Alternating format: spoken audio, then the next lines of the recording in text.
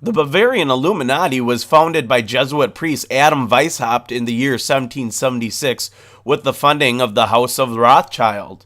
The following year, Weishaupt was initiated as a Freemason at Die Lage Theater vom Guten Rat in Munich. He soon realized the potential of the Masonic lodges as recruiting grounds for his own secret society and directed members of the order to begin illuminating Freemasonic lodges throughout Germany and later Europe. After the dissolution, the Masonic rites of strict observance at the 1782 Masonic Congress of Wilmsbad, Weishaupt and Baron von Knigge were surely able to snatch up old strict observance members and increased membership in the Bavarian Illuminati to around 3,000 members. The Illuminati soon had illuminated lodges in France, Italy, Sweden, Belgium, Holland, Denmark, Poland, and Hungary. This is when Adam Weishaupt constructed one of the most sinister plans in history.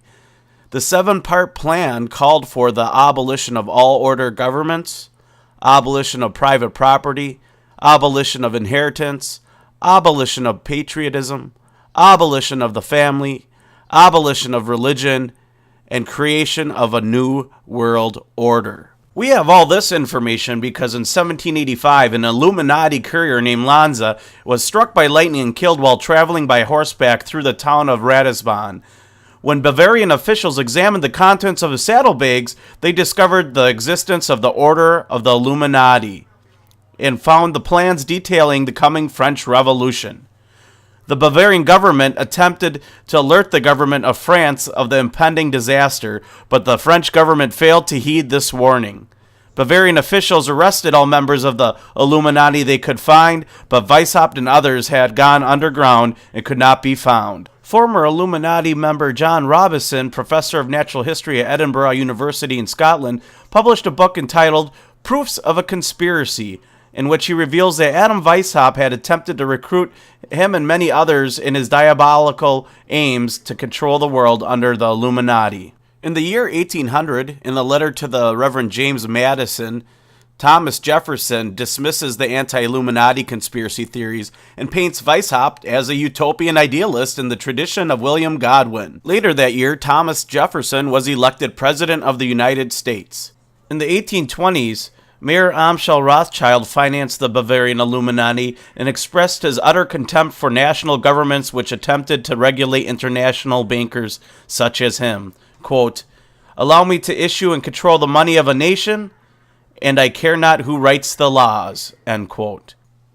After the death of Adam Weishaupt in 1830, the Illuminati began looking for another central leader who was also a Masonic occultist, just like them. Alleged 33rd degree Freemason Giuseppe Mazzini fit the bill.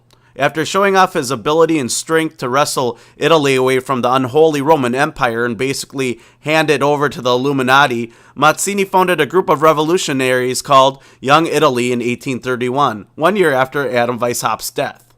Their goal was to free Italy from the control of monarchy and the Pope. They succeeded, and Mazzini was honored as a patriot in Italy. However, in the process of liberating Italy, the bloodletting organization known as the Mafia was born.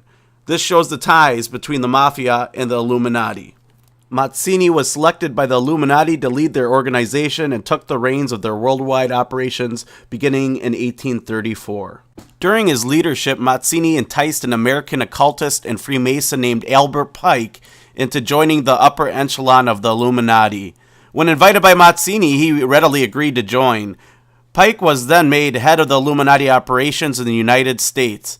Mazzini could sense an extra powerful occult nature about Pike and tasked him to write an occultic book that guided the transition from average high-ranking Mason into top-ranking Illuminati Mason, that of the 33rd degree. Pike then penned what is considered the modern-day Freemasonic Bible called Morals and Dogma. This book was used by the Illuminati as a Pied Piper to bring Freemasonic lodges in the United States under their control, where before the Illuminati had operated mainly out of the Columbia Lodge.